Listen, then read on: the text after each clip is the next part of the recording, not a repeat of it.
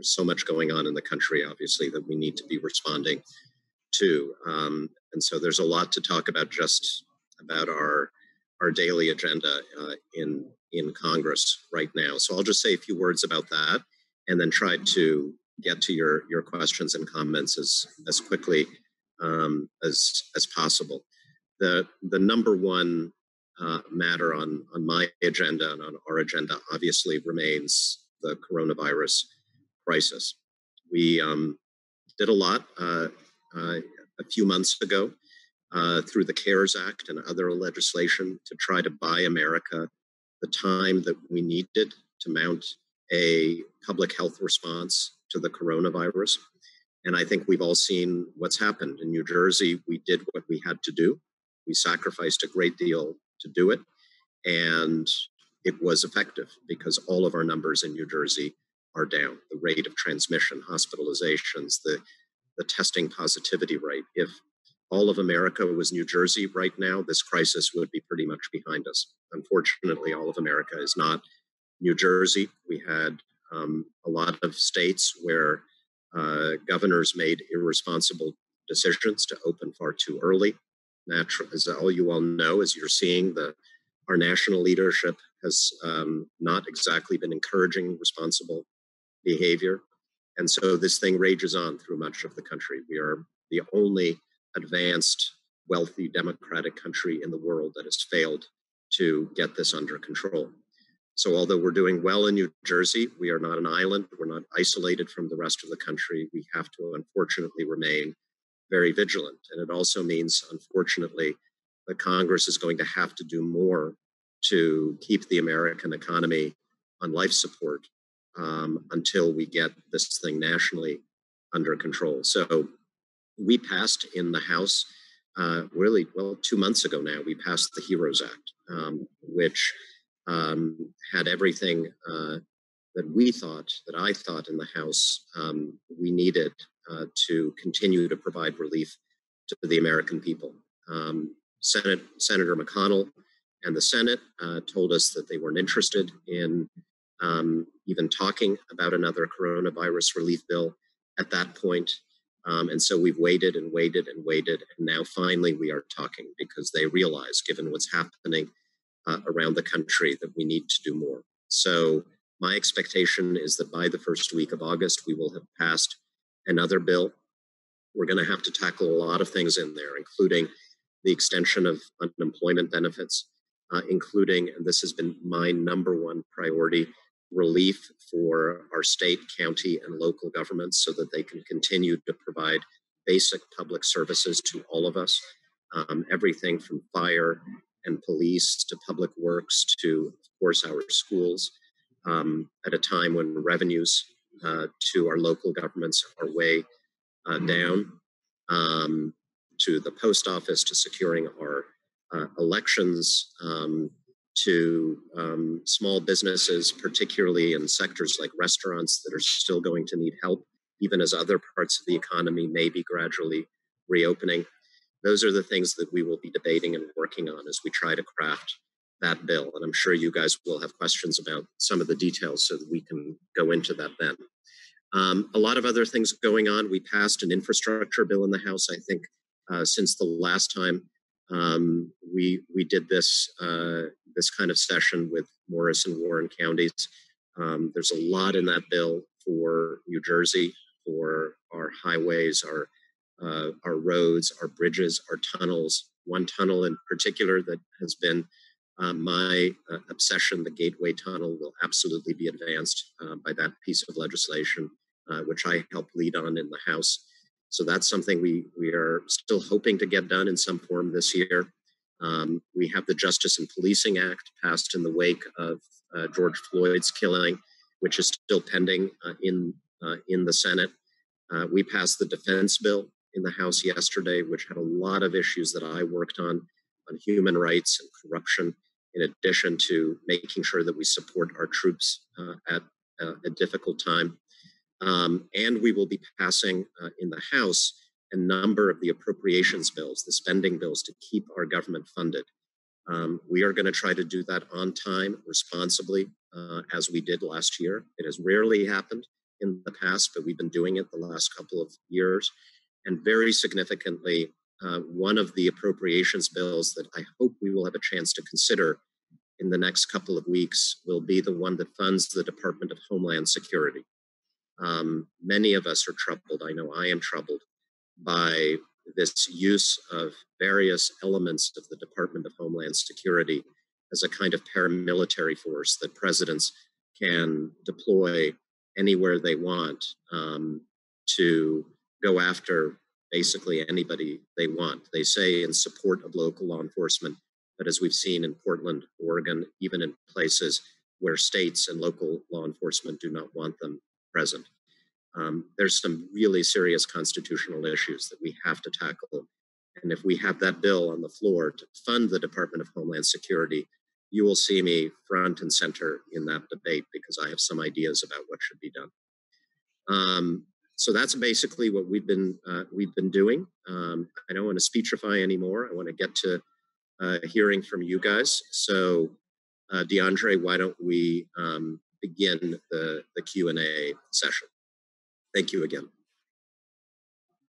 Thank you, Tom. Again, for everyone on the call, if there is at any point that you would like to ask a question, please just use the chat feature at the bottom of your screen.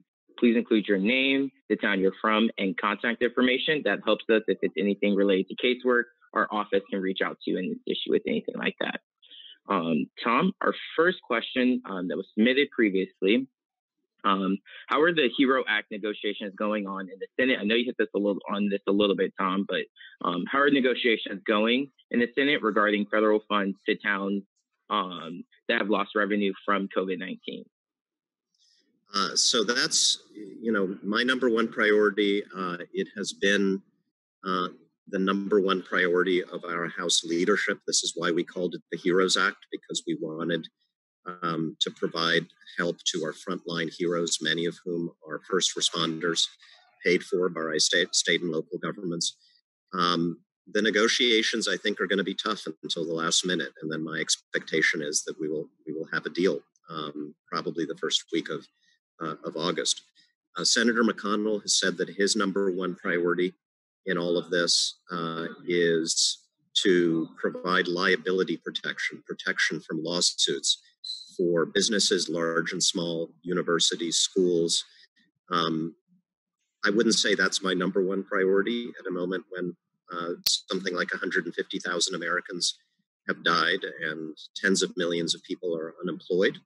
But that's something I would be willing to negotiate on if that's something that he demands, so long as he respects the basic things that we're asking for. And again, state and local relief is at the very top of my list because it'll touch our lives in so many different ways. Most of the ways in which government touches our lives, that's state and local government. And Morris County, Warren County, our municipalities, our state government, they cannot print money. They have to balance their budgets. And so if we don't get some relief, the only choices that they will have are, number one, cut back on essential services, which we don't want, or number two, you know what number two is, raise property taxes, which obviously I want to avoid. So, we got to get something there. My position is that, Senator McConnell's not getting what he wants unless we get some state and local. And I've made that clear to our leadership. And, if we stick to that position, we'll get something. Thank you, Tom.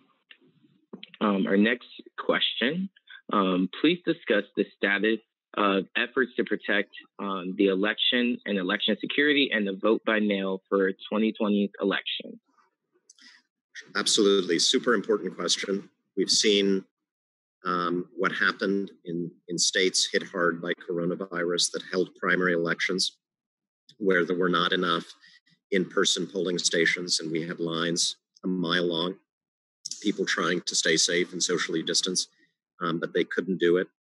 The only rational solution to that problem in this crisis is to give everybody the chance to do what we can do in New Jersey, which is to vote from home safely through the mail.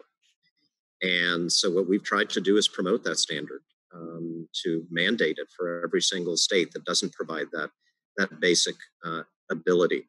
The Senate has been very resistant there, and I don't expect that in the HEROES Act, whatever we come up with at the end, that we will have a mandate for every state to do this, unfortunately.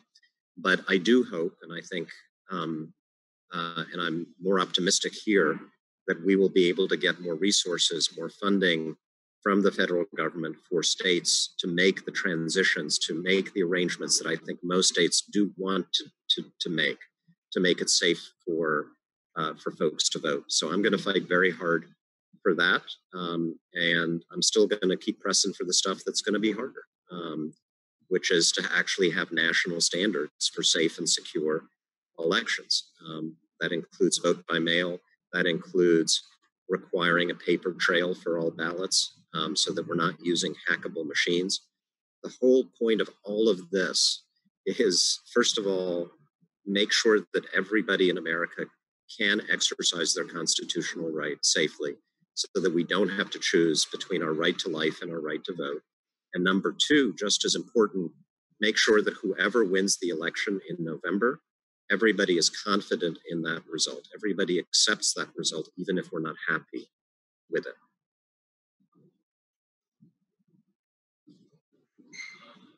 Thanks, Tom.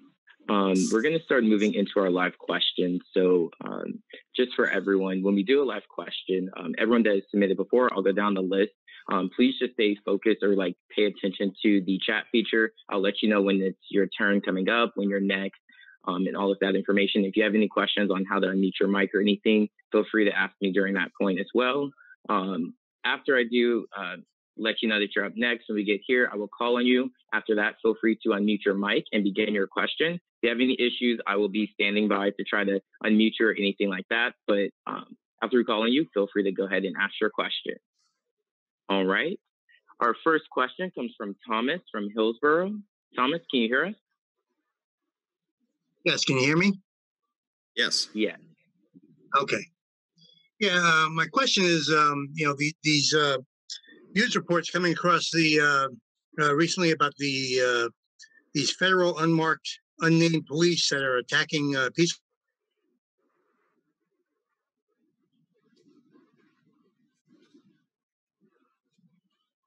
protesters across the nation. The secret police coming. If I want to have the right to protest, I have the right to protest. So, what the heck is going on with this rogue president? Nobody's Congress is not even keeping him in check. Yeah, it's a good question. As I mentioned before, I'm very concerned about this. Before I was in Congress, I was at the U.S. State Department. I was the Assistant Secretary of State for Human Rights and Democracy. And part of my job was dealing with dictatorships around the world and confronting them about repression of freedom of speech and dissent. And I got to tell you, we're not an authoritarian country. We still have strong institutions. We're going to get through this. We're going to be okay. But the stuff that they're trying to pull in Portland and in other cities around the country, it really does remind me of things that I used to condemn on behalf of the U.S. government when they were happening in other countries like Egypt and Pakistan and China. This idea that you can have people show up on your street and say, I'm with the government.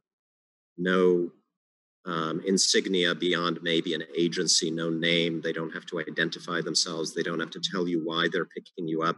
They put you in an unmarked vehicle. Don't read you your Miranda rights because they're saying it's not technically an arrest. That is not what we can tolerate in America. And, I may be a Democrat, but there is nobody who is a genuine conservative in our country who should tolerate this, because it's such a fundamental challenge to the most conservative principles of limits on government authority. So what's actually going on? What's going on is we created this thing called the Department of Homeland Security after 9/11. and we haven't paid enough attention to it. There's all kinds of elements to DHS. Some you've heard of, like the Border Patrol and Immigration and Customs Enforcement. There's the Marshal Service. There's all kinds of, well, that's Justice Department, but there are a lot of other DHS elements. There's even a Special Forces unit, like the Delta Force, like the SEALs, that is assigned to the Department of Homeland Security. Very few people knew this until this crisis. And it turns out the law does give the federal government the ability to deputize all of these people to, at the very least, protect federal buildings and facilities like a courthouse. So why is the Border Patrol arresting people on the streets of an American city, American citizens? It's not the border. Well, it's because they've been apparently deputized to protect a courthouse. That doesn't give them the right to then go out in the street and start randomly picking people up.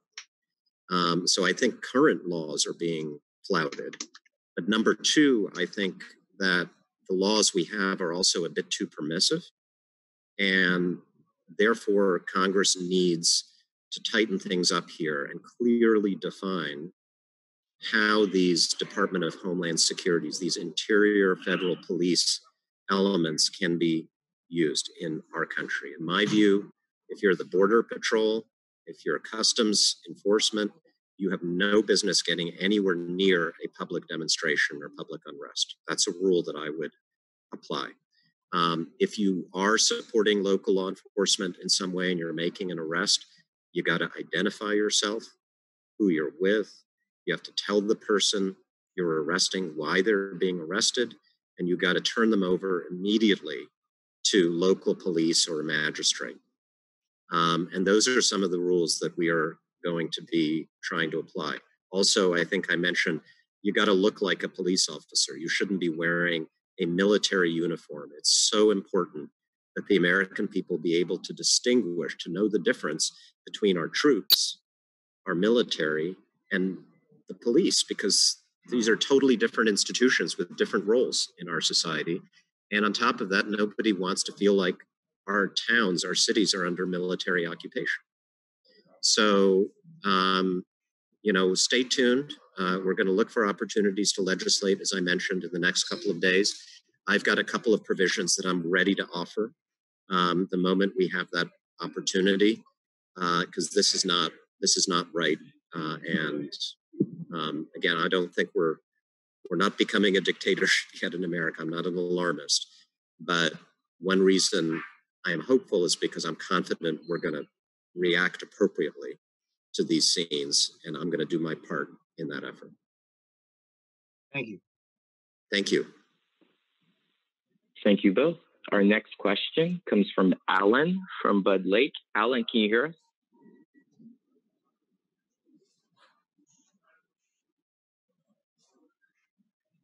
Alan, are you there?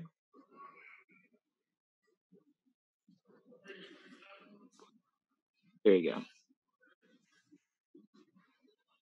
Alan, can you hear us? Your mic's unmuted now. Okay, we'll move on to our next question. We have Stephen from Wharton. Stephen, can you hear us? Hi, how you doing? Hey. Yes, thank you, Senator, or Representative, Congressman. Thank you. So, Afghanistan is definitely one of the poorest countries right now. I am, so what I'm doing, I'm a Borgen Project supporter, so we're focused on global poverty, which is not something a lot of people are thinking about right now. As you mentioned, the domestic issues are really taking precedence. But given that U.S. forces are withdrawing from Afghanistan after a 19-year occupation, what humanitarian investment are we making to rebuild the country? How can American and international aid help these very, very poverty-stricken people as the Taliban is gaining more control in the country? Well, I believe we should continue our support for the government and the people of Afghanistan. I've been there several times. I think it's a wonderful, amazing, beautiful, and hopeful country, despite all of the horrible things that you read about. The overwhelming majority of the people of Afghanistan want to partner with the United States. They want to live in peace. They don't want the Taliban ruling over them. They want progress for the women in their society. And, you know, we were there in our own interest, but we also broke a lot of things. And I think that creates a bond, a sense of obligation that I feel very strongly. So I think we need to continue working with the government. We need to continue working with the wonderful private nonprofit groups that are still providing help through education and health and in other ways to the Afghan people. If the Taliban take over, no, there's nothing we can do because they are a medieval, tyrannical, hateful group that is going to shut down schools and tell women to stay home, no matter what nice words they may speak to try to lull us into feeling that if we leave, everything is going to be okay, that they are what they are, and we have to be realistic about that. And so that's a whole separate debate. Should we leave? Should we enter into a peace agreement with them? But if we do leave, if that is the decision, then I think we continue to do our best. I think we have a moral obligation and a national interest to do so. But we have to be pretty realistic as well, that it's hard to have any of those other things if there's not security. Thanks for raising that. Thank you. Yes, sir. Thank you, Stephen. Our next question, we're going to go back to Alan. I will read Alan's question for him. Again, Alan from Bud Lake. Tom, his question is, with nearly 500,000 acres of state parks in New Jersey, what is being done to open that up for ATV, e-bike, and etc., so that people can enjoy the recreation of our state parks? That's a great question, and I'm someone who every small chance I get when I'm back home, I will escape to a state park or a state forest. It's just one of the things I treasure about living in New Jersey. But please don't take this as a cop-out. They are state parks, so they are under the jurisdiction of our state government, our state legislature, our governor in Trenton. And while I can talk to them and I try to influence them from time to time on things that are important to all of us, that's not something that I'm directly involved with. Like, you know, what kind of recreational vehicles can be used is 100% a state issue for our state parks. Thank you, Tom. But if there's something you'd like me to raise, if there's something you'd like me to raise with the governor on that, please let us know, shoot us an email, write something in chat, and I will absolutely take a look at it. Thank you, Tom. Our next question comes from Carol. Carol, can you hear us? 1 second, Carol. Let me just see if I can. There you go. Yep. Hi, Tom. How you doing? Hi, Carol. Good. Hi. I actually have two questions. Did the total for the primaries come out yet? You versus Kane? No, not fully. We are counting very slowly, and on the one hand, I guess there's not a lot of pressure to count because there wasn't a lot of suspense in the primary in the 7th district on either side. On the other hand, I am a bit worried about what this all means for November, because we are going to be relying, well, we don't know what system we're going to use for November. Vote by mail, please. If we use vote by mail, primarily, as we did in the primary, we are absolutely going to need to invest more in the system, because right now I don't know if we can handle the number of ballots that I expect to be cast in November. And of course, as a candidate, this is selfish, but as a candidate, I don't want to have to wait around 3 weeks after the election to find out who won. I'm sure you don't either. So we've been encouraging Governor Murphy to make this decision as soon as possible, whatever it may be, so that we have time and our county clerks, boards of election have time to prepare for this challenge. And then, of course, I'm doing everything I can to get us money from DC to help create those systems. So my second question was about Trump and the election in November, the chatter that he's not going to leave, he's going to do all kinds of things to try to stay in. What are his options that are actually legal? And how long can he actually hold up the count? So, first of all, whoever is certified as the winner of the election is going to be sworn in as president on January 20th, 2021.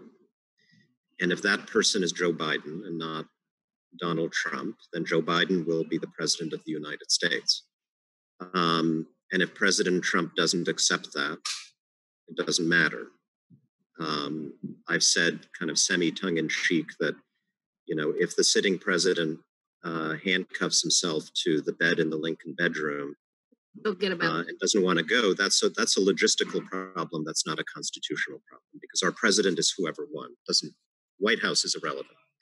I think what some people have expressed fears about is more legitimately is that, let's say the sitting president loses the election and then doesn't accept the outcome, questions the legitimacy, and mobilizes his supporters to be angry and to question the legitimacy of the outcome.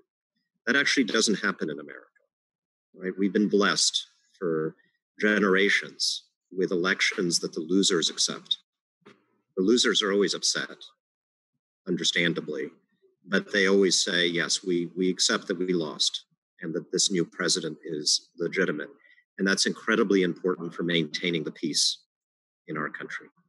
And I worry that if this president loses, he's not going to give us that. And so it's going to be up to the rest of us, including leading members of his political party, to play that role of maintaining civil peace and in insisting that the election we have is legitimate. And then I've heard fears about trying to get states not to certify the winner. You know, only the paranoid survive, and you can look at the laws in various states about how that works and show that it's at least possible for a state legislature to just ignore the results and certify somebody else. I think politically that would be very, very hard to do. Can he demand recounts and all that kind of stuff? Well, anybody in an election can demand a recount if there are questions, if things are very close. You all remember Florida in 2000. In a very, very close election. That's always possible on either side. But we can handle that. Like we have precedent for that. So I think, you know, I understand people are worried, but I also think it's important to go into this with some confidence that we still have a strong democracy in America, that most of us, the overwhelming majority of us in both parties, believe that that these institutions work, that they're legitimate, and that we have to accept the outcome, and just repeat that again and again and again and again, so that anybody who tries to take a different approach looks like they're an outlier. We just need that. Any such efforts just have to be overwhelmingly rejected. And so, you know, we're going to be talking a lot about that in the next few months, I predict. I hope Congress holds hearings. I hope we look at all the ways in which this can go wrong, so that Republicans and Democrats have a chance to come together and say, we don't want that to happen. Excellent. Thank you. Thank you, Carol. Thank you both. Our next question comes from Ellen. Ellen, can you hear us? I can hear you. There Sorry. you go. Hi.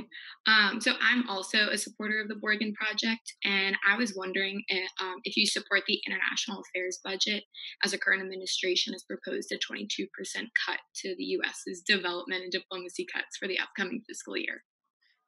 Very simple. I strongly support the international affairs budget. I think it is absolutely in America's national interest to partner with our allies and with good people around the world to promote peace and economic prosperity and human rights. I'd rather solve the problems over there than to have them come back here. Coronavirus is a classic example of a problem that comes home to us.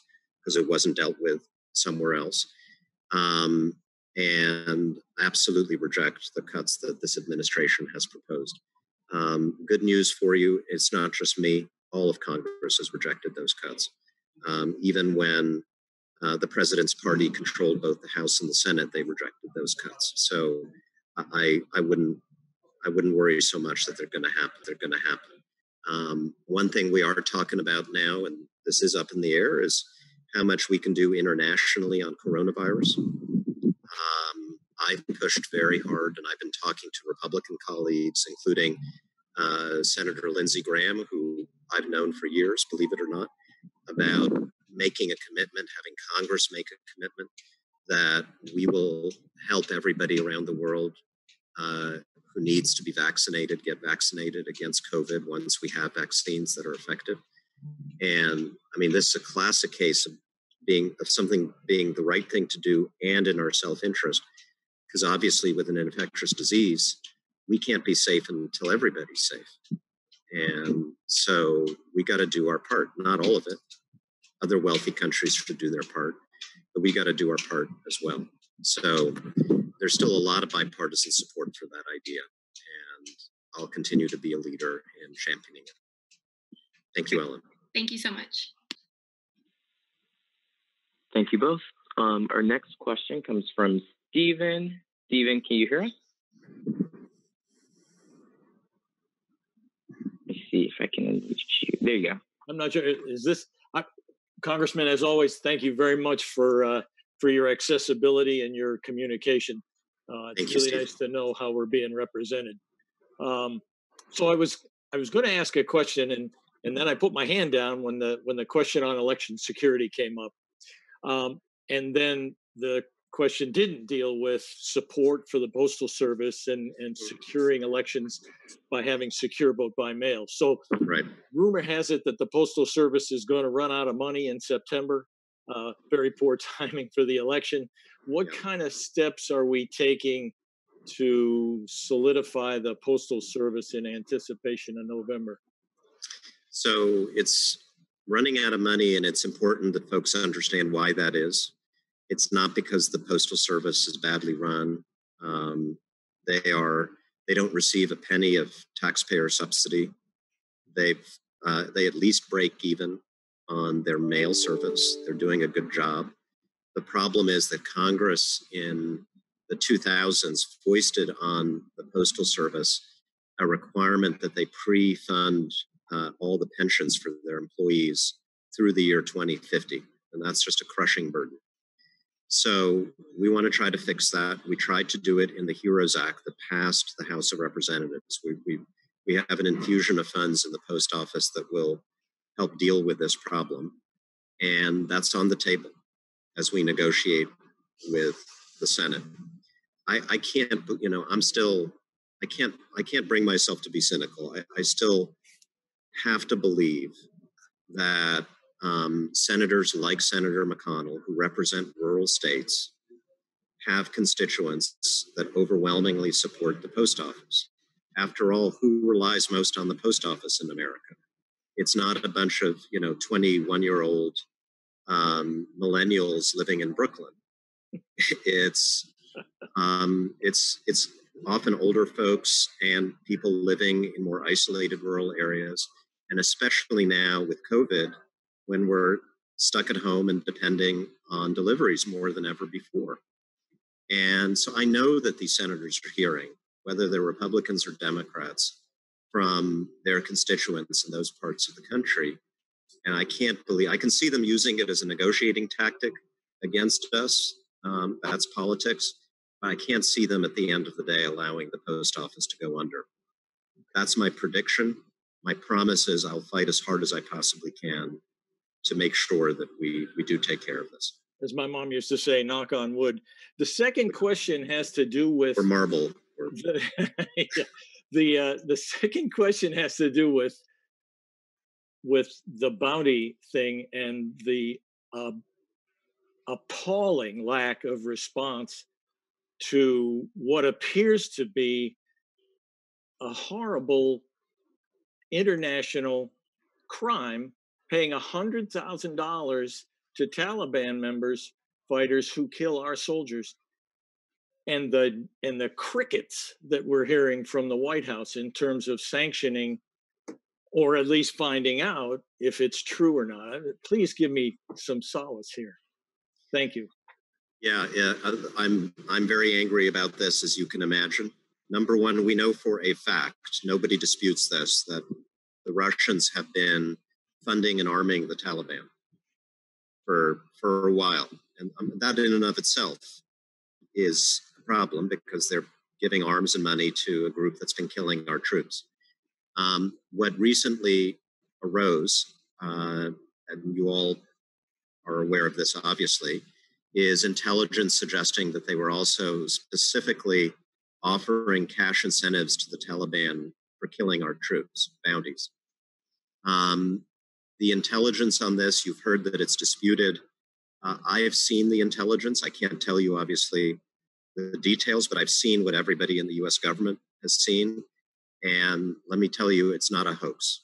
It's very serious. It is serious enough that any administration I've worked for or with, Republican or Democrat, would at the very least have gotten Putin on the phone, again, highest levels, president to president, to read him the riot act and say, we cannot tolerate this. You don't need 100% certainty in this business to go to a country like Russia to say, we have indications this is happening, and do not do this, there will be consequences. You don't wait, because you never have 100% proof in this world.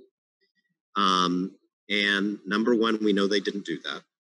Number two, we know that they didn't even go back to the intelligence agencies to say, hey, get to the bottom of this.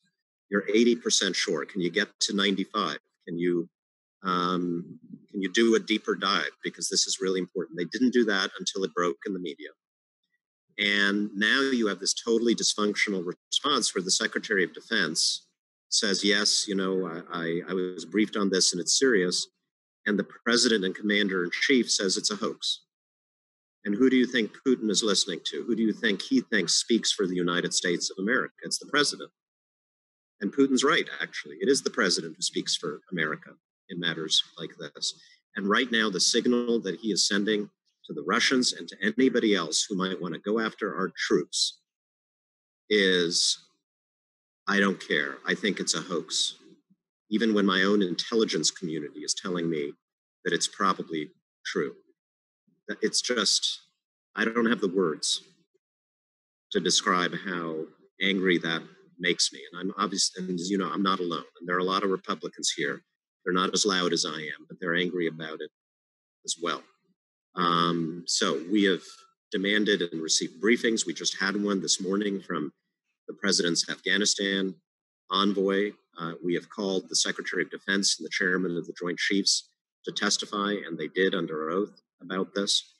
At the end of the day, though, there's only one president, and the buck stops with him.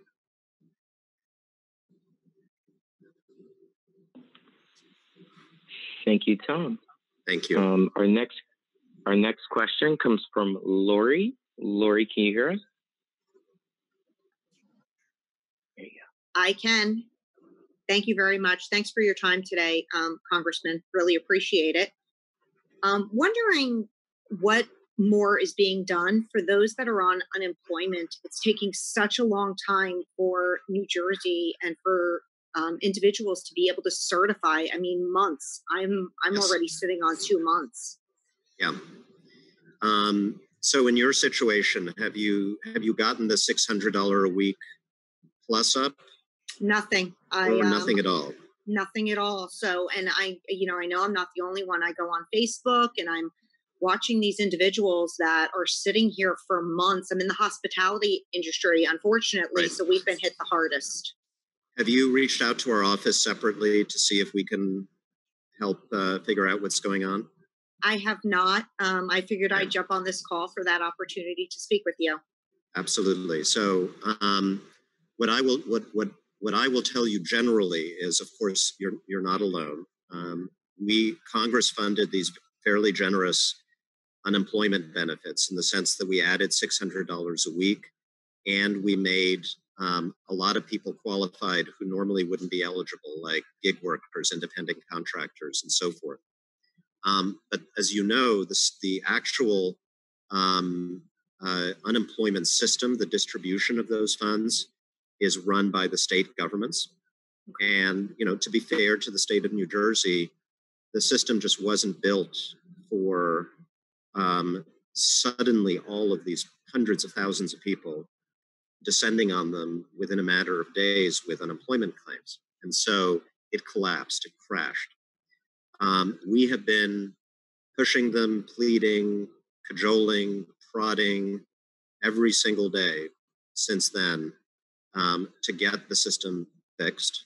We've also been advocating on behalf of individual constituents. And in some cases, quite a few so far, we have been able to get payments expedited for folks who are my constituents. It's not easy. It doesn't always work. They don't always even return our calls right now because they're so overwhelmed. Right. But I would, if you're willing, I would encourage you to leave your information at the end of the call. And if you do, then a member of my staff will reach out to you and see if we can look into your individual claim. At the very least, I try to make sure that we offer a human being that you can talk to, who can help explain what's going on and explore what possibilities there might be. And I can, beyond that, all I can say is I'm sorry it's been so difficult. It is painful for so many people who are dealing with sacrifice right now, and it's just intensely frustrating for all of us. Great. Thank you very much. I appreciate that. Thank you again for your time. Okay. I hope we can be of some help. Great. Thank you. Thank you. And Lori, please just check your messages. I did just send you an email to reach out to our staff. So thank you. Okay. Thank you. Our next question comes from Anne. Anne, can you hear us? Hi, how are you? I'm here. Hi. I'm really concerned about what's going on in Portland because I think it's a real opportunity for Trump to show his base that Democrats are crazy. They love violence. That they're going to unleash all of this on the rest of the country. And I think it's time for the Democrats to say, no violence, no property destruction, that won't be tolerated. And I don't understand. I understand that Portland has had that for weeks and weeks of property destruction. And of course, Trump is just doing a show, a publicity show for his base, telling them, look, these are crazy people. So it's got to stop. Thank you, Anne. And I hope you've noticed that I believe in speaking very plainly. And I don't care if I may offend some people, including in my party, on my side. I have said very plainly that even if you're angry, rightly angry about what the terrible thing, the murder of George Floyd, even if you're angry about the public monuments that may be displayed in your city, if they're a Confederate monument, for example, nobody has the right to take the law into their own hands. We have, my problem with Trump is that he doesn't respect the rule of law. I expect everybody on my side to respect the rule of law. And so if you want to see change, including if you want to, if there's an offensive statute and you want to take it down, then use the democratic process. Yes. Today in the House, I didn't mention this, we are actually going to vote, and I think it will be overwhelmingly bipartisan, Republicans and Democrats. We're going to vote to take down the remaining statutes of Confederate soldiers and generals that are still in the Capitol of the United States, because there's an old tradition that each state gets to submit 2 statues to be displayed in the halls of the Capitol. We still have Robert E. Lee under that rule. So we're going to do it the right way. The right way is through our democratic process, lawfully. And so absolutely, I have no tolerance for people who deface vandalize, spray paint monuments, whether I like the monument or I don't like the monument, or destroy property. And law enforcement has every right to deal with those people in accordance with the law. But, and this is the other side, there's absolutely no reason why, when we're dealing with vandalism, for goodness sakes, which is, you know, a bad thing, but not like a threat to the survival of the Republic, why that cannot be dealt with by local police, by state police, or in an extreme situation in our system of government. You know what you do? You call in the National Guard. That is our system. And all of those people know the Constitution. All of those people know what the limits are on the use of force, or they're supposed to, or can be held accountable if they don't. We do not need to call in unaccountable paramilitaries that are supposed to be policing our border, right? Border patrol. That's not, you know, should we have ICE arresting ordinary American citizens because suddenly the president deputizes them to go to cities that are run by the other political party because he wants to play soldier? And whoever's arresting people on our streets should look like a police officer, should not be dressed like they are the Delta Force parachuting into Fallujah, Iraq. Well, so we can say both of those things, and we should say both of those things. All of it on both sides is about enforcing the rule of law in America. Right, and the trouble is, it just makes good opportunity for Trump to tell his base that the Democrats are not worth voting for. So that's what I. He'll do that anyway. He'll do that anyway. Although, you know, I was praised on Fox News a while ago because I tweeted out something about how, although I want to take down every Confederate monument in America, I don't believe anybody has a right to just take the law into their own hands. I agree with that. So, you know, they noticed that, but I guarantee you they're still going to say that I'm like some Antifa supporting socialist who wants to burn down our cities, no matter what I say, right? It makes bad. That accusation will be made. Yeah. But you guys know where I stand, and I will continue to be very, very plain about it. Good, and I hope everybody else will listen too. So. Thank you. Thank you. Thank you both. Our next question comes from Keisha. Keisha, can you hear us?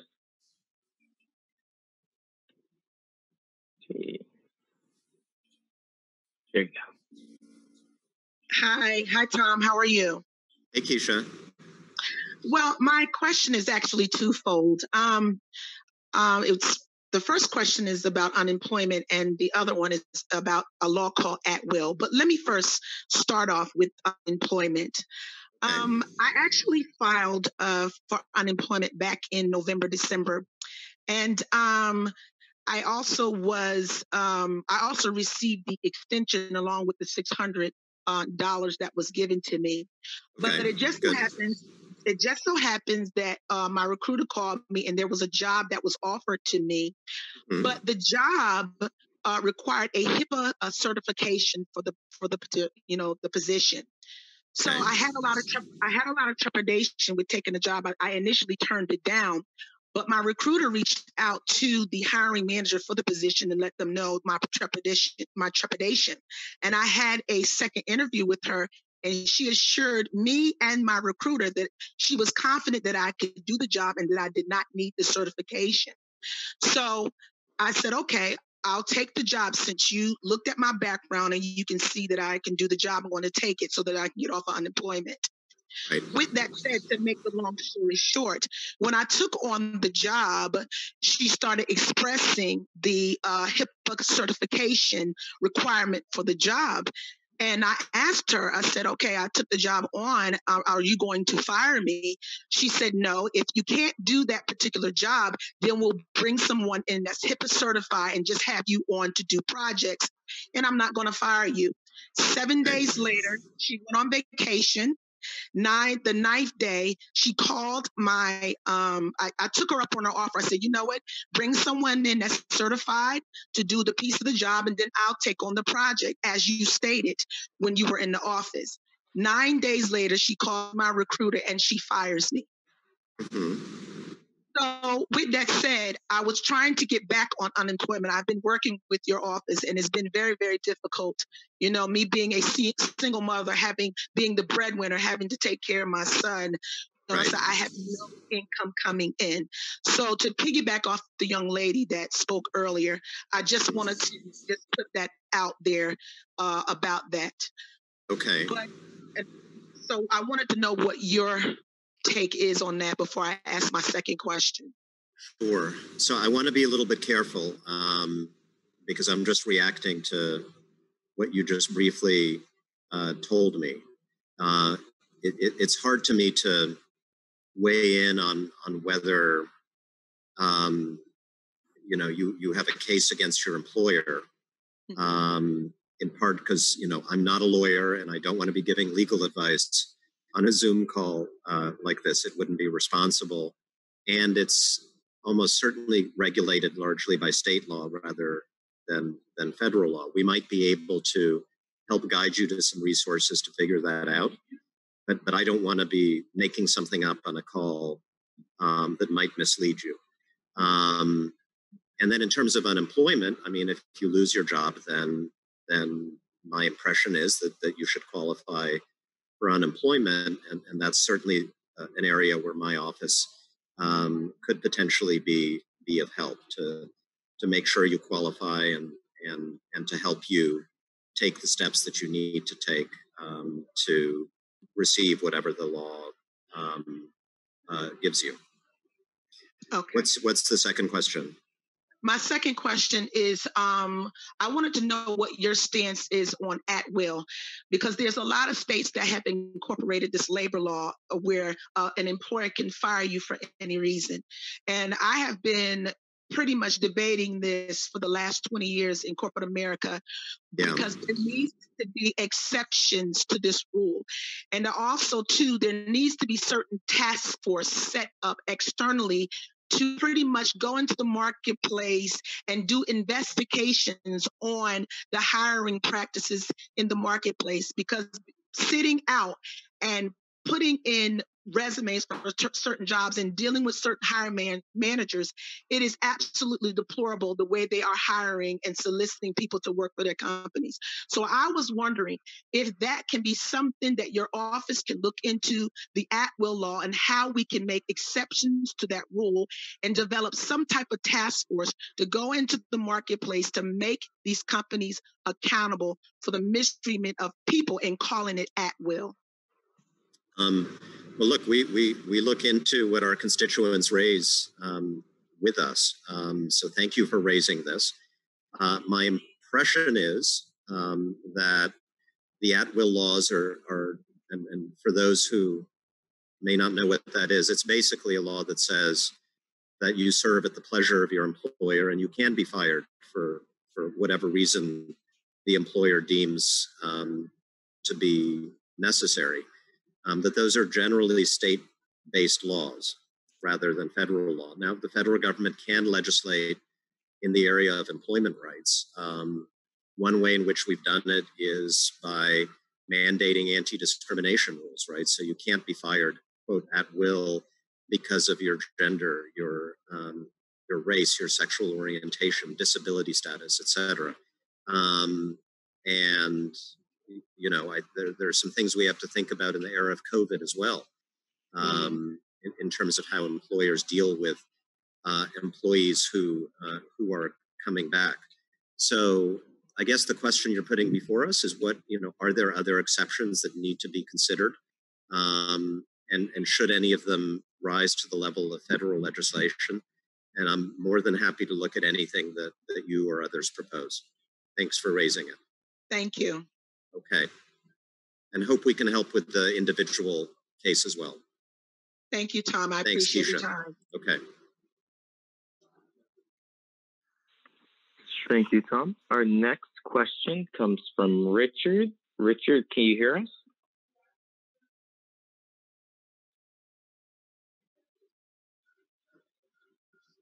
All right. Our next question then will come from Thomas. Thomas, can you hear us? Is that Reggie? Yes. Yeah, that's Reggie. Thank you, DeAndre, and thank you, Congressman Malinowski. If we went to war and we learned, if we went to a fighting war and we learned that we didn't have enough bullets, we didn't have enough bombs, we didn't have enough army helmets, I think that would be a national security problem. And if we learn that today, we would have to say, President Trump, why didn't you know about that back in January of 2017 when you became president? I've just learned recently that Donald Trump's people are saying that it's the Obama-Biden administration that's responsible for the lack of equipment when the COVID-19 hit America, that the cupboards, according to Donald Trump, were bare. Well, whether they were bare or not, when did Donald Trump learn that the cupboards were bare? I think the American people need an answer to that question. So that's what I'd like to find out. If you're able to get an answer to that question, were the cupboards bare? When did Donald Trump learn that the cupboards were bare? And why didn't he do anything about it? Because the COVID-19 is a pandemic equal to any other national security issue in this country. I think your analogy is appropriate. We did go into this fight without the ammunition that we needed. Here's what we know. We have a national strategic stockpile of medical equipment, including protective equipment. That national stockpile was not sufficiently stocked, even during the administration of President Obama. That is true. That said, this president has been in office for 3.5 years. And any president's job is to appoint competent, responsible people to lead government departments at all levels, to take an interest in government, to take responsibility for what government does for us. And one of my concerns about the current administration is I just don't think they took much interest in governing. They didn't appoint people. They didn't fill positions. When they filled positions, it was often people who had absolutely no qualifications. And so, yes, nothing was done for 3.5 years. And my theory of leadership is that the buck stops with the leader. You are responsible. I am responsible for everything that happens in my congressional office. The president is responsible for everything that happens in the federal government. And it was his responsibility, just as it would have been President Obama's 5 or 10 years ago, to make sure that we were ready.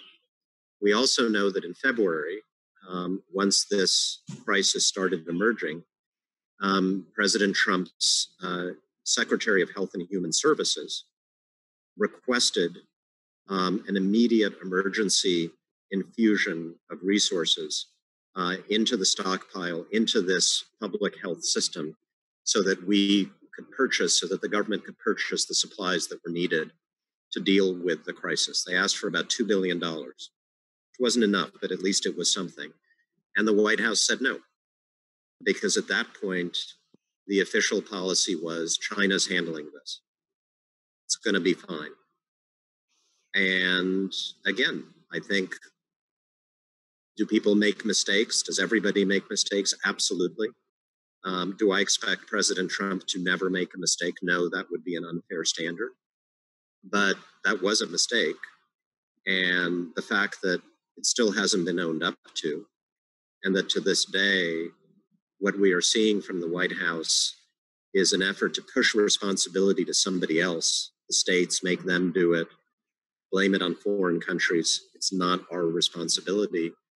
That offends me a great deal when the consequence can be measured in coffins that stretch, if you lined everybody up, that would stretch basically hundreds of miles.